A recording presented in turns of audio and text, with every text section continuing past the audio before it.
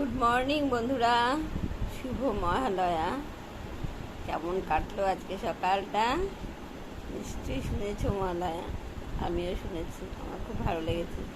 কিন্তু আমি মহালয়া শুনেছি, শুনে তারপর আবার ঘুমিয়ে পড়েছি। ঘুমিয়ে 9টার সময় ঘুম থেকে উঠলাম। এই হলো আমার সকাল। চা খেলাম এখন।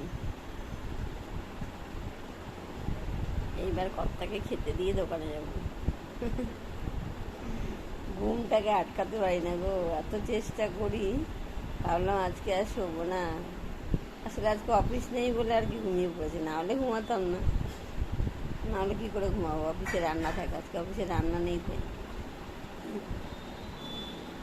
যাই হোক, আজকের দিনটা সবার ভালো কাটুক। দেবীপক্ষ শুরু, মা দুর্গাকে স্মরণ করে সবাই দিন শুরু করো, সবার ভালো হবে। আপাতত টাটা, গুড মর্নিং সবাইকে, ভালো থেকো, পরে আসছি।